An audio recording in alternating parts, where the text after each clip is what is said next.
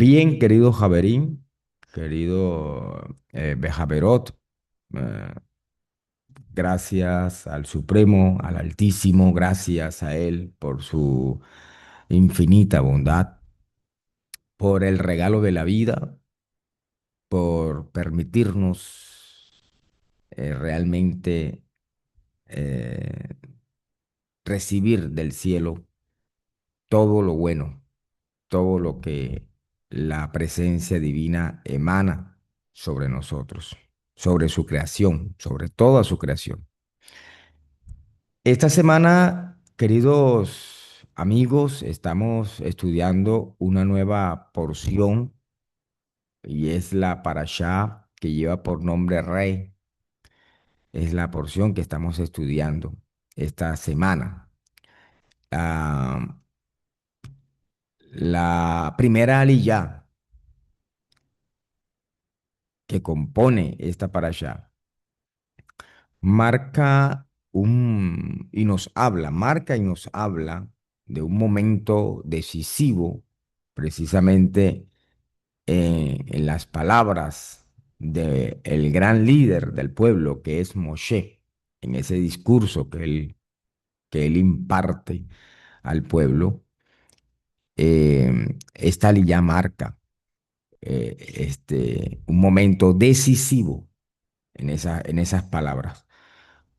Porque recordemos que Israel ya está prácticamente para ingresar, para cruzar el Jordán y para ingresar a la tierra de bendición, a la tierra donde fluye leche y miel.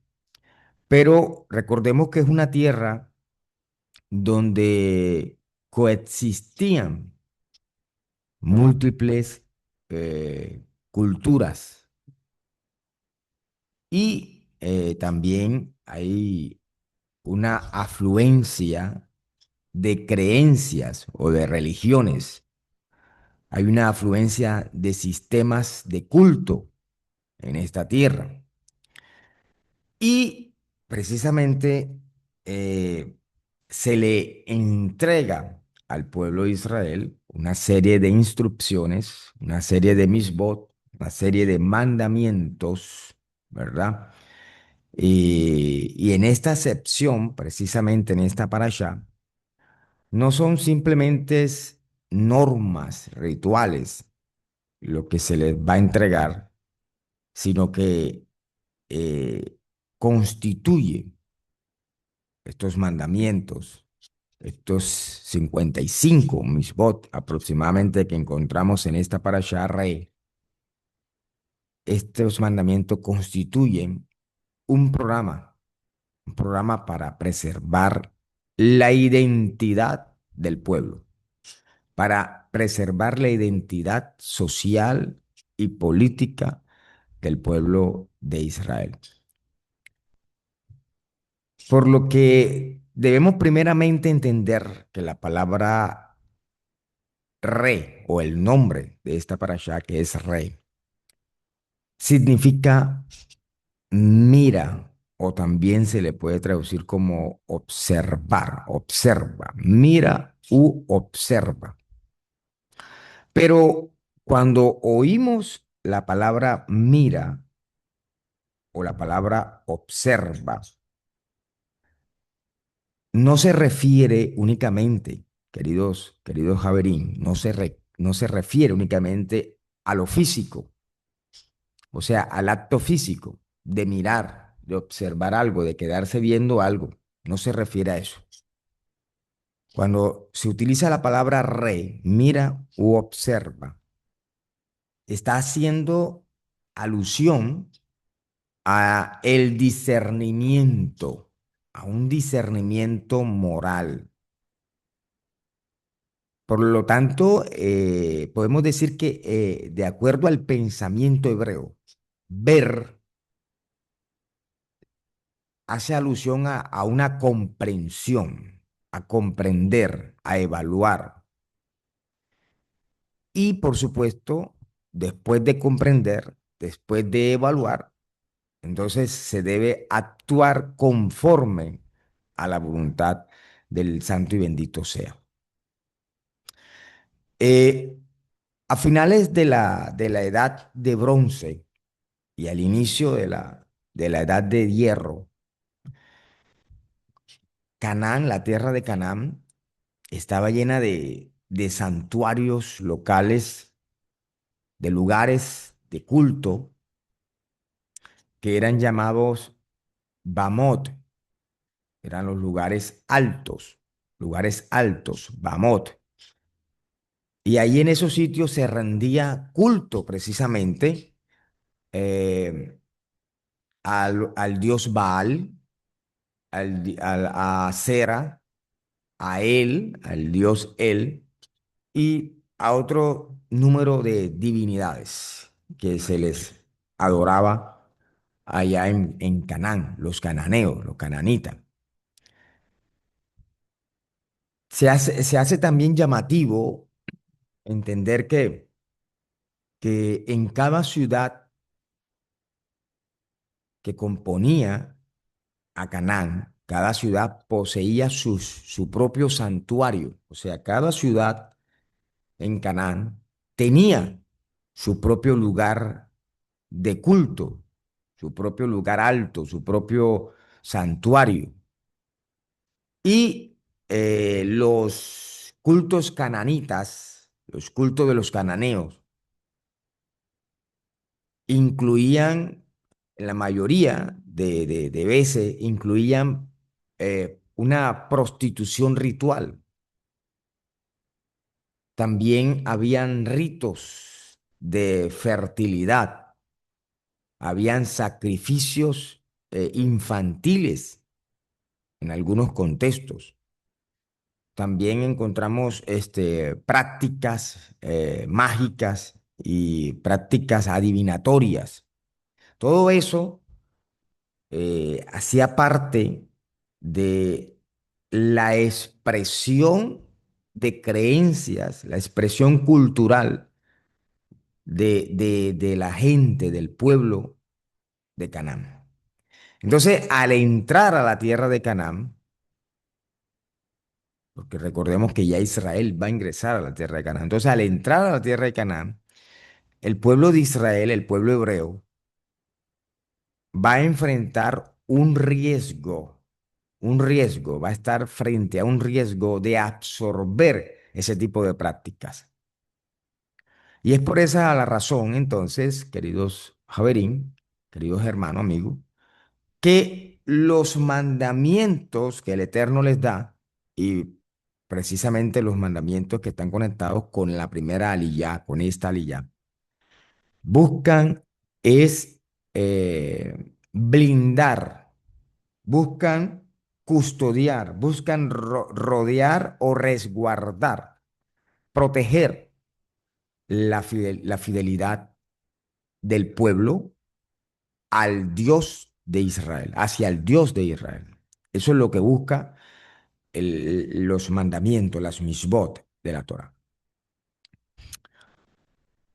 Un detalle que tenemos que nosotros tener presente y que no debemos pasar por alto es que cada misbat que el Eterno le entrega al pueblo de Israel es una manera de regular o es una forma de contrarrestar, de regular y contrarrestar las creencias o prácticas las cuales tenían los pueblos vecinos o los pueblos circundantes a, a la comunidad hebrea, a la comunidad israelita.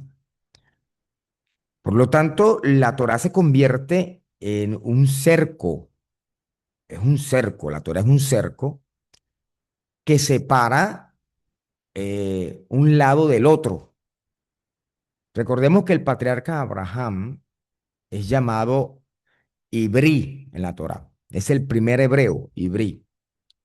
Y esa palabra Ibrí, lo que se entiende por el significado de hebreo es el del otro lado. Así es que traduce el del otro lado. También se le podría traducir de una manera un poco más populista o popular como el diferente, el extraño. ¿no? Se le traduce así. O sea que, en otras palabras, Abraham, el patriarca Abraham, era conocido como el diferente, el extraño, el raro, ¿sí? ¿Por qué? Porque es el del otro lado. Entonces, la Torá, los mandamientos, las misbot, construyen un cerco alrededor. Un cerco lo que hace es proteger, pero también separar.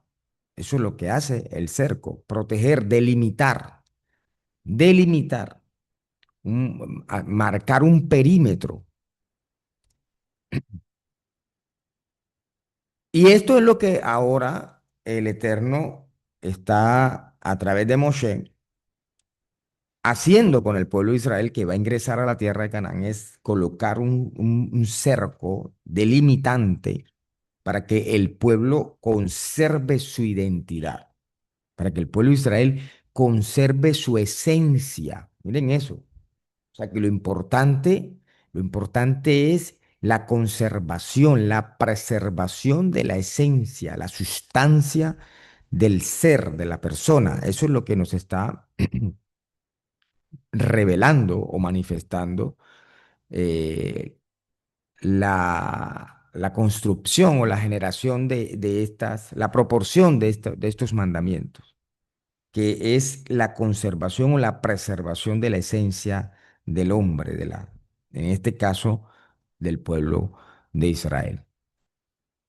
Y el primer mandamiento, la primera misbat que encontramos nosotros en esta aliyá número uno, en esta aliyá número uno de la parashá Re, que ya dijimos que significa mirar o también observar, pero no entendiéndose mirar y observar como un acto físico nada más, sino que el sentido que nos transmite la palabra re es de discernir, o sea, de analizar, de evaluar, analizar y evaluar. Por lo tanto, eh, se nos está, a través de el estudio de la Torah, se nos está inculcando un valor y un principio que tiene que ver con el análisis, con la evaluación, con el estudio, con el discernimiento de las cosas. O sea, nosotros no podemos, como estudiantes de la bendita Torah, observantes de la Torah, nosotros no podemos movernos a la ligera. No podemos ser apresurados eh, en la vida. Nosotros debemos aprender a evaluar, a revisar, analizar las cosas con detenimiento. Porque después, cuando ya hemos examinado, cuando ya hemos evaluado, entonces viene nuestra acción. Y esa acción o esa decisión tiene que ir de acuerdo a la voluntad divina. Y eso es lo que sucede muchas veces, en varios casos. Las personas nos aligeramos y tomamos decisiones frente a ciertas circunstancias, tomamos decisiones apresuradas que obviamente van en contraposición o en contravía a la voluntad divina. Y obviamente, si la decisión que hemos tomado va en contraposición a la voluntad divina, pues obviamente ya ustedes conocen cuáles serían los resultados. Ya ustedes saben cuáles serían esos resultados. Entonces, por eso Re nos invita a evaluar, nos invita a discernir, nos invita a analizar las cosas con detenimiento y con profundidad. ¿De acuerdo? A estudiar con detenimiento, analizar con cuidado, el sumo cuidado, analizar las cosas y no apresurarnos para tomar decisiones ahí a la ligera, sino tener una, una comprensión amplia de la situación. Entonces, encontramos la primera misbah en esta aliyah que tiene que ver con la destrucción de los lugares de idolatría. La destrucción de los lugares de idolatría. La primera misbah de esta aliyah, no de la Torá. Hay que aclarar porque probablemente alguna persona no vaya a malentender, no vaya a malentender lo que estamos diciendo, como si esta fuera el primer mandamiento de toda la Torá. No, señor, estamos hablando de que es el primer mandamiento de esta parashá llamada Re. ¿Ok? Eso es lo que tenemos que entender. Entonces, esta primera misbat, este primer mandamiento, nosotros lo encontramos en Deuteronomio, en el capítulo 12. Deuteronomio, en el capítulo 12,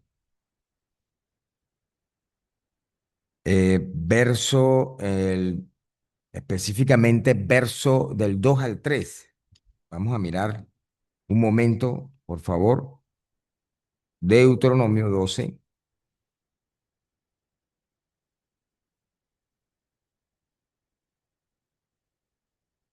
verso 2 al 3.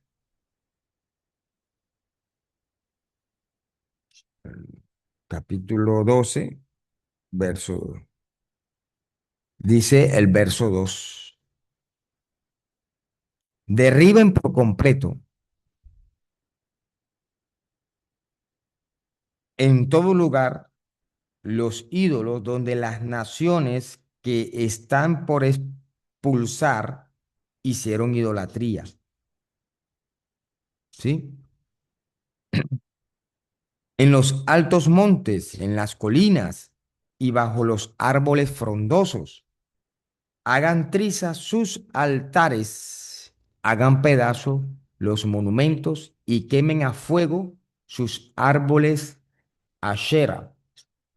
Derriben también las imágenes grabadas de sus dioses y borren por completo sus nombres de aquel lugar. Ese es el mandamiento que encontramos ahí. Y esto es curioso, ¿no? Es curioso y genera de pronto un poco de inquietud en el pensamiento porque lo que nosotros podríamos entender es que este Hashem, este Dios, está ordenando al pueblo de Israel prácticamente violentar y respetar a las otras naciones. Es como una falta de respeto, como si Dios, el Eterno, estuviera mandando al pueblo de Israel eh, faltarle el respeto a los otros pueblos. Pero para entender precisamente este mandamiento, debemos conocer un poco el contexto, conocer un poco la historia, ¿no? Y lo primero que debemos nosotros analizar, por eso dice la parashá Rey, observa, es que en el antiguo Oriente, o en el antiguo cercano Oriente, se tenía una serie de creencias. En aquel tiempo, en la antigüedad, había una serie de creencias y era que se creía que cada dios habitaba en una montaña. Cada dios habitaba en una montaña. Esa era una creencia popular que se había proliferado, se había regado y la mayoría de los pueblos tenían ese concepto. O sea que los dioses vivían en los montes, en las montañas. Recordemos el monte de Olimpos y un sinnúmero de leyendas, ¿no? De mitos y cosas así. Entonces, se creía que los dioses vivían o habitaban, moraban en las montañas. Habían también, también había la creencia de que los dioses también habitaban en los árboles. Los dioses también habitaban en los árboles digámosles, árboles sagrados. Eran árboles que eran considerados como árboles sagrados. Y esos árboles entonces no se podían cortar, no se cortaban. ¿Por qué? Ya ustedes se imaginará, digamos, eh, la serie de ideas que surgían alrededor de ese pensamiento. Imagínense ustedes cortando un árbol o haciéndole una herida a un árbol y cuando el árbol comienza a derramar o a segregar las sustancias que un árbol bota al momento de tú generarle una herida, ¿qué creerían, qué se creería en aquel tiempo? A ver, ¿ustedes qué creerían? ¿Qué pensaban los antiguos moradores de estos lugares cuando veían que un árbol comenzaba a segregar algún tipo de líquido porque se le había causado una herida en la corteza del árbol? ¿Qué creen ustedes que ellos pensaban? Era la sangre. Que era la sangre, correcto, mi estimado Jorge. Así es. Miren ustedes todo ese tipo de creencias. Entonces, habían árboles que para ellos eran árboles sagrados, árboles que no se les podía tocar para nada, para nada. Y en la Torá, si ustedes recuerdan, el Eterno, cuando da la orden de cuidar los árboles, es apuntando, digamos, a no cortar árboles, cuando el Eterno le habla al pueblo de Israel del cuidado de los árboles.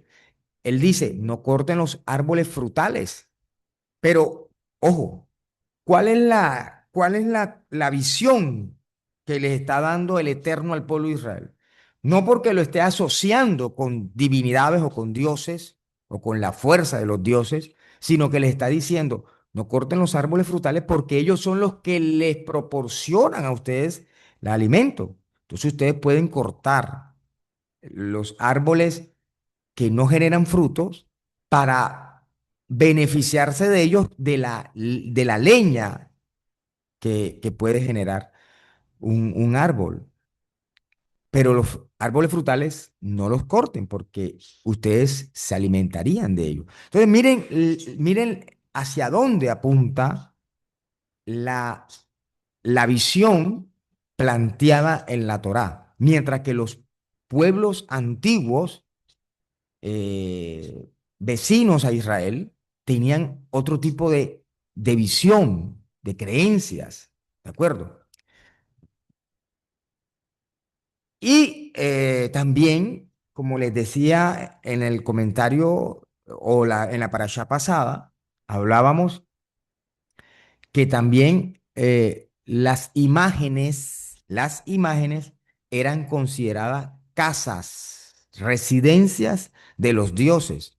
Por lo tanto, una persona que tuviera en su casa una imagen una estatuilla de algún dios cananeo o cananita, a él le garantizaba, a esa persona le garantizaba que en su casa había un santuario donde residía ese dios cananeo, ya sea Baal, ya sea él, en fin, cualquiera de estas divinidades cananitas o cananeas. Entonces, el tener una imagen dentro de su casa le garantizaba a él la tranquilidad de creer que su casa se había convertido también en un santuario porque albergaba una imagen la cual se constituía en el hogar o en la residencia de algún dios cananeo. Ese es un poco el contexto, ¿no? De lo que tenemos que comprender, de lo que tenemos que entender. Por lo tanto, destruir uno de esos lugares tenía un profundo significado. ¿Cuál era el significado? Eliminar la influencia espiritual o religiosa de esos pueblos sobre el pueblo de Israel. O sea, Lo que se busca es evitar que se genere una influencia de creencias cananitas o paganas sobre el pueblo hebreo. Eso es lo que el mandamiento de destruir, de destruir las imágenes, este mandamiento que encontramos aquí de destruir los lugares de idolatría, de destruir los lugares de idolatría, el significado era precisamente evitar que el pueblo de Israel llegara a verse influenciado por las creencias y las prácticas cananitas. Eso es lo que busca, ¿de acuerdo? Recordemos que el mandamiento de la prohibición de la idolatría, cuando la Torá nos habla en Éxodo capítulo 20 de la idolatría, le está hablando de la idolatría es al pueblo de Israel.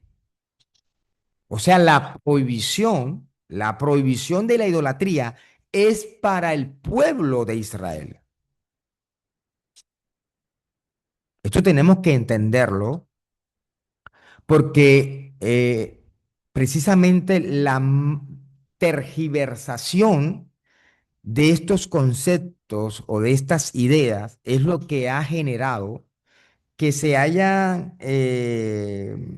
gestado un tipo de confrontaciones que haya llevado incluso a las guerras entre pueblos. Porque imagínense ustedes a una persona, a un talmid de la Torá, un estudiante de la Torá, un observante, un shomer Torá. Imagínense ustedes a un shomer Torá llegando a visitar a alguna persona, a un amigo, algún conocido, algún familiar, llegando a la casa de alguien a visitarle, y que esta persona tenga algún altar dedicado a alguna entidad religiosa de devoción. Imagínense ustedes a un Shomer Torah diciéndole a esta persona, demuele eso. O eso hay que demolerlo, eso no, imagínense ustedes. O sea, estás atentando contra la fe de esa persona. Estás atentando contra las creencias, las tradiciones de esa persona y obviamente eso va a crear una disputa, eso va a crear un conflicto, eso va a crear una agresión. Entonces, la Mishpat va dirigida hacia el pueblo de Israel. Otra cosa es que una persona, un Shomer Torah, compre una casa, ¿verdad? Compre un edificio, compre un conjunto residencial y que después de haber comprado el conjunto residencial, después de haber poseído, de hacerse dueño de ese lugar, dentro de esa casa, dentro de ese conjunto residencial o dentro de esa edificación, haya unos altares, encuentra altares. Eso es otra cosa. Ahora sí puede demoler eso. ¿Se entiende, verdad? Puede demolerlo porque es que ya eso es posesión suya. Y dejar esa imagen ahí es de cierta manera permitir que en su corazón haya o exista un cierto reconocimiento y de veneración hacia esa imagen de culto. Espero que se entienda esto que yo acabo de mencionar, ¿no? ¿Sí? Sí se entiende, ¿verdad? Sí, totalmente. Entonces, por eso un Shomer Torah no puede ir por la calle diciéndole al católico que dañe sus imágenes. No, señor. Nosotros no podemos ir diciéndole a un católico, a alguien que destruye eso. No, porque es que él no es un Shomer Torah, él no es un miembro de Israel. Él no se ha convertido al Dios de Israel. Entonces, si él no se ha convertido al Dios de Israel, sobre él eh, no puede, sobre esa persona, no se puede aplicar la misbot, que él no se ha convertido al Dios de Israel. Pero ahora, si esta persona se convierte al Dios de Israel, obviamente, al convertirse al Dios de Israel, al unirse al Dios de Abraham, Isaac y de Jacob, al ser parte de Israel, ¿verdad? Al adquirir la nacionalidad del pueblo de Israel, al ser injertado, al ser injertado por la obra redentora del Mashiach, cuando esa persona reconoce a Yeshua como el Mashiach de Israel, es injertado al pueblo de Israel, entonces ahora sí, esta persona debe, debe vivir de acuerdo a la voluntad divina y a los mandamientos de la Torá. Por otra parte, o de lo contrario, esa persona no debe vivir de acuerdo a la voluntad del Eterno, porque para vivir de acuerdo a la voluntad del Creador, primero hay que aceptar la voluntad divina, y aceptar la voluntad divina es aceptar la Torá, los mandamientos de la Torá. ¿Se entiende, verdad? Entonces, como les decía, era eliminar la influencia religiosa o espiritual, impedir la continuidad del culto pagano, impedir la continuidad del culto pagano, es decir, borrar cualquier vínculo con la idolatría a ese tipo de culto pagano. Y de esa manera también se está declarando, óigalo bien, de esa manera también se está declarando que el Dios de Israel es el único soberano para el pueblo. De esa manera también se está declarando eso. Es decir, nosotros solamente tenemos un solo creador, un único Dios, y es HaKadosh Baruj Hu, y es una forma. Eso es lo que debemos entender. Entonces, eh, en el trasfondo y en la tradición profética de lo que este mandamiento nos está proyectando, es que la idolatría también representa todo aquello que ocupa, que ocupa el lugar que le corresponde únicamente al santo y bendito sea. Eso es la idolatría también. O sea, que todo aquello que ocupa un lugar que le corresponde únicamente o exclusivamente al creador del universo, eso es idolatría. ¿Cómo qué? Como el poder, el poder.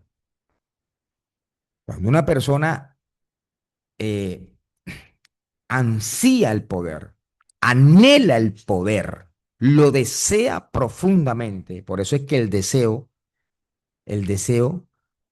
descontrolado se convierte en codicia. ¿De acuerdo? El deseo incontrolado se convierte en codicia. Y la codicia lleva a la idolatría. La codicia conlleva a una persona a la idolatría y lo lleva a infringir otros mandamientos, porque la codicia, óigalo bien, fíjense ustedes cómo el deseo descontrolado, estoy hablando del deseo descontrolado, no del deseo, porque nosotros podemos desear, toda persona puede desear, porque es algo inherente al ser.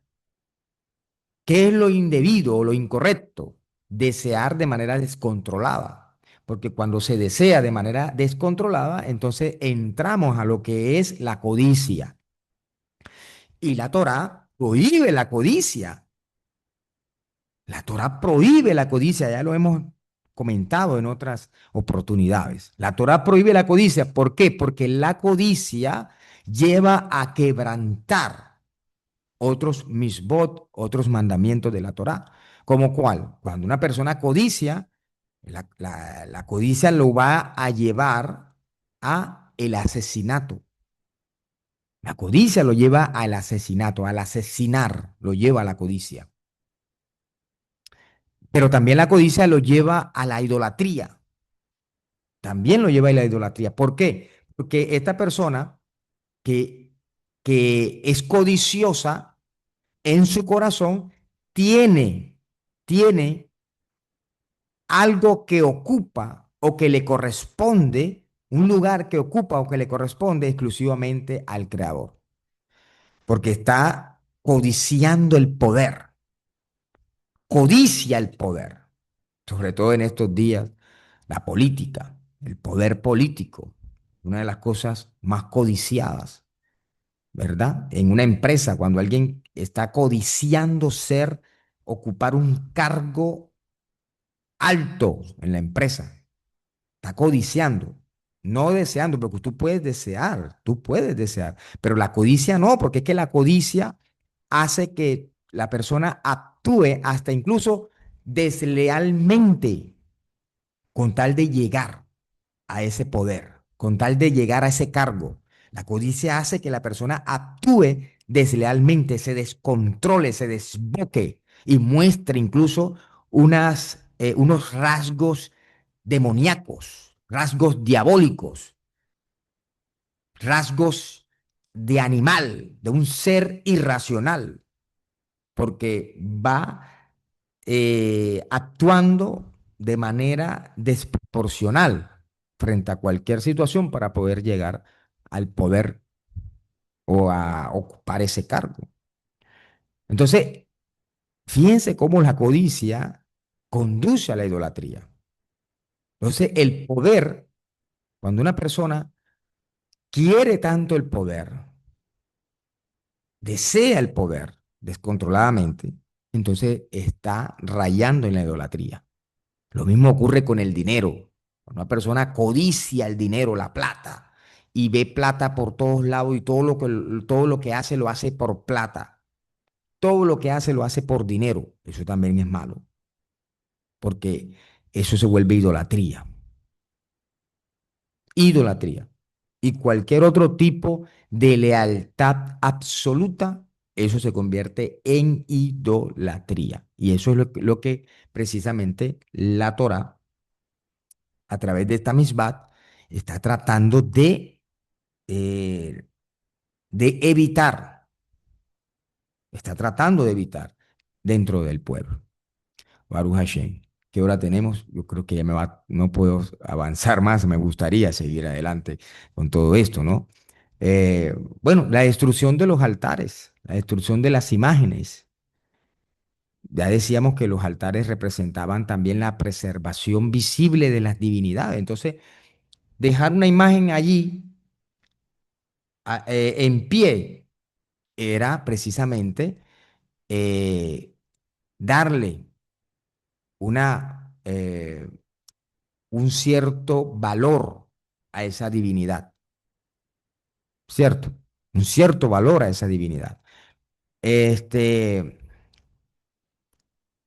por ejemplo, las piedras, habían piedras sagradas, habían unas piedras sagradas también en la antigüedad.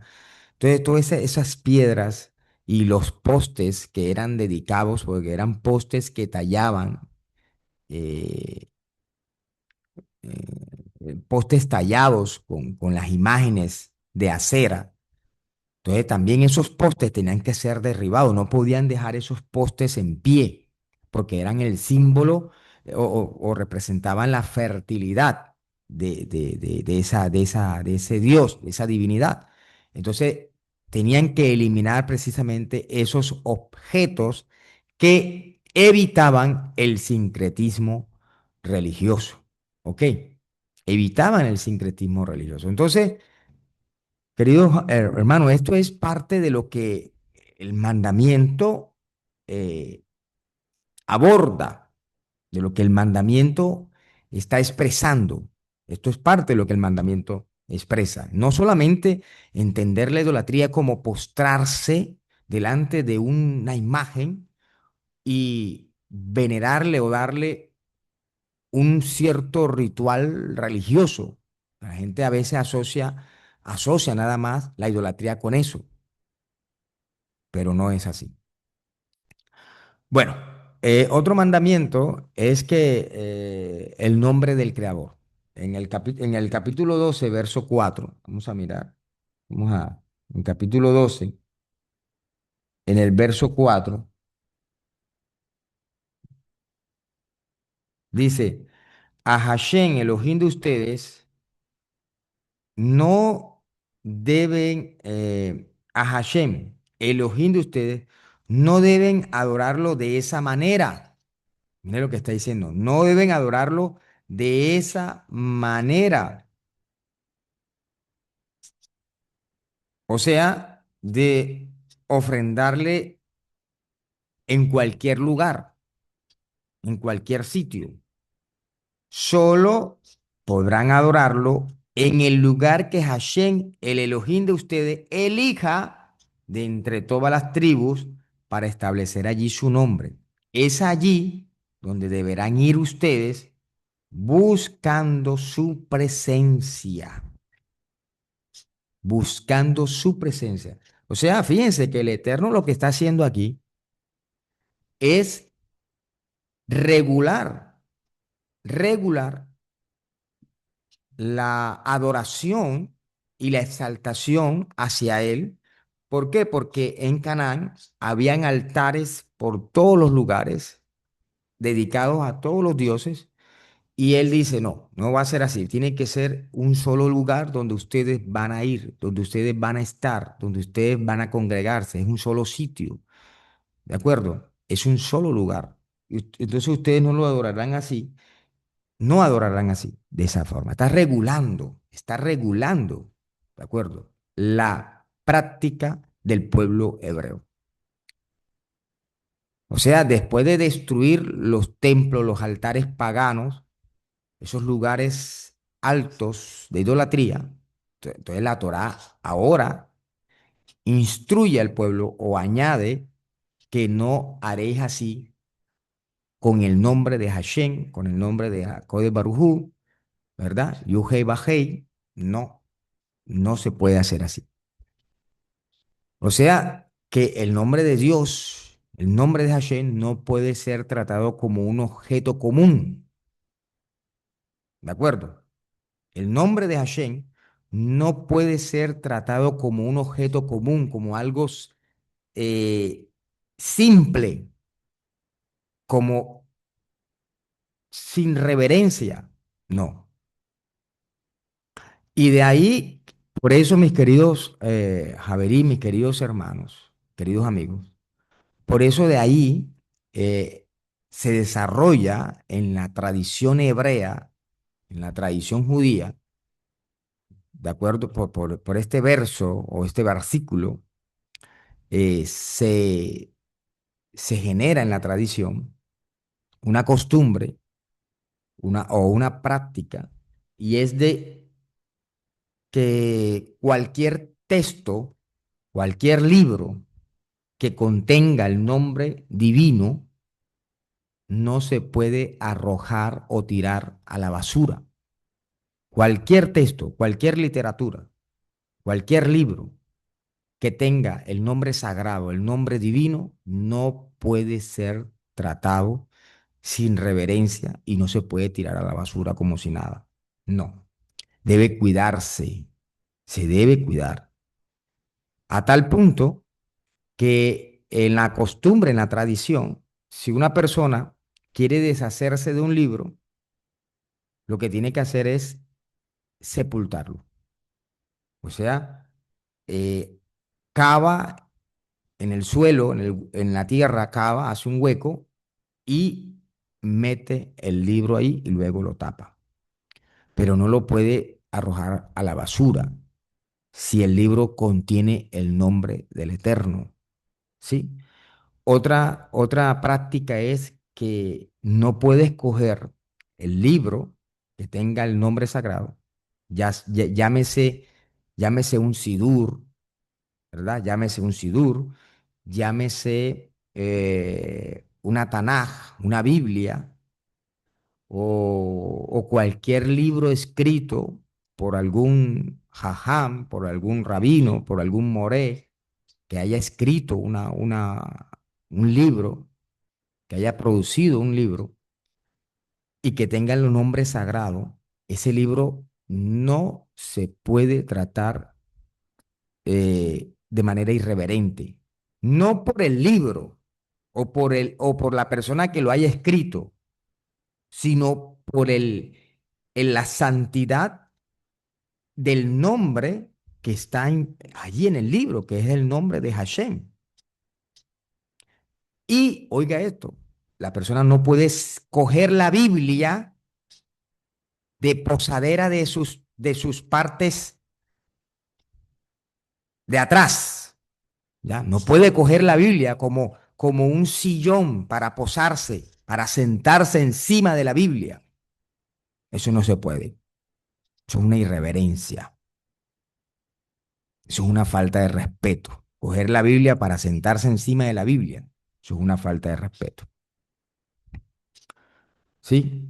Es una falta de respeto. Sentarse encima de la Biblia, encima del Tanaj, encima de cualquier texto que tenga el nombre sagrado. Mucho menos escribir el nombre sagrado, porque hay muchas personas que mandan a escribir el nombre sagrado o lo escriben y colocan el nombre sagrado cerca del baño o incluso entran al baño con el nombre sagrado. Eso no se puede, no se puede. ¿De acuerdo? No se puede. Entonces, de ahí surge esa tradición en el pueblo, esa costumbre en el pueblo. El nombre del Eterno, si usted manda a colocar el nombre del Eterno en su casa, usted tiene que colocarlo en un lugar limpio. No lo voy a colocar allá en el patio. Ay, voy a colocar el nombre de Hashem allá en el patio, porque es que a mí me dijeron, eso es otra cosa también. Vea, uno se encuentra con una cantidad de locuras, porque son locuras. Dice, voy a colocar el nombre sagrado allá en el patio, porque es que allá, a mí me dijeron que aquí en esta casa practicaban brujería y hechicería, y allá en el patio eh, se expresan o se manifiestan ciertas cosas en las horas de la noche, o asustan, o qué sé yo. Entonces, hacen el nombre sagrado y lo colocan allá en el patio. Y resulta que allá en el patio eh, allá colocan la basura, duerme el perro con el gato y allá tienen el nombre sagrado para espantar a los espíritus chocarreros. Eso son unas locuras, locuras, cosas que saca la gente. ¿Mm? No, esas cosas así no son. Eso no es así. Tremendo, ¿no? Eso causa un poco de indignación, pero son cosas que las personas se imaginan y se creen. Bueno, entonces, mm, este versículo o este verso introduce también uno de los cambios más importantes de toda la Torá. Y es que mientras los patriarcas levantaban altares en distintos lugares, mírelo bien, que era costumbre en la antigüedad. Entonces los patriarcas también lo hacen, levantan altares en distintos lugares. Ahora el Eterno está centralizando el servicio. El Eterno ahora está centralizando el servicio. ¿Por qué o para qué? ¿Por qué o para qué ahora el Eterno está centralizando el servicio? ¿Y por qué el Eterno no deja que la gente siga levantando altares a diestra y a siniestra por todas partes? ¿Cuáles son las razones? Bueno, la primera es impedir el sincretismo. Impedir el sincretismo. Eso es lo primero. Lo segundo, preservar la unidad del pueblo. Eso es lo que está buscando ahora. Preservar la unidad del pueblo. Eso es lo que está haciendo ahora la Torá. Al, cen- al centralizar el servicio, al centralizar el lugar de adoración al Creador, es buscando la preservación de la unidad. Está buscando evitar rivalidades entre las tribus, entre los jefes de las tribus. Eso es lo que está evitando. Porque imagínate tú, la tribu de Dan allá con su propio altar, la tribu de Efraín allá con su propio lugar de adoración, la tribu de Neftalí por allá con su propio lugar de adoración. Imagínense ustedes. Entonces, cada quien eh, va a llevar caminos separados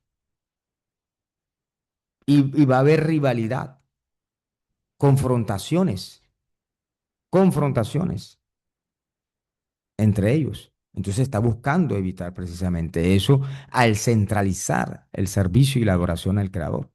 Y garantizar, por supuesto, también garantizar que los sacerdotes enseñaran una misma Torá, enseñaran una misma Torá. Eso es lo que está buscando la Torá, lo que está buscando esta misbah, que los sacerdotes, se garantice por parte de los sacerdotes que enseñen una misma Torá.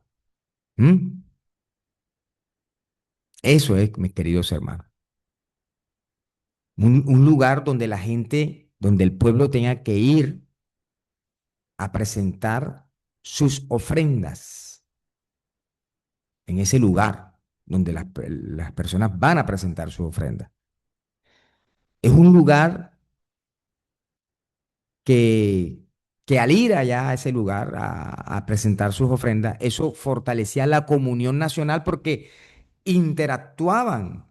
Por ejemplo, la tribu de Dan, las personas que pertenecían a la tribu de Neftalí, en fin, al llegar a ese lugar se encontraba con personas de otra tribu y eso les permitía fortalecer los vínculos o los lazos familiares. Y fíjense que la mesa del Shabbat, precisamente funge ese papel. La mesa del Shabbat funge ese papel porque en la celebración del Shabbat, en la casa, los miembros del hogar se sientan a la mesa para compartir, para hablar, para armonizar, para pedirse perdón allí, para limar las asperezas. Es la mesa del Shabbat.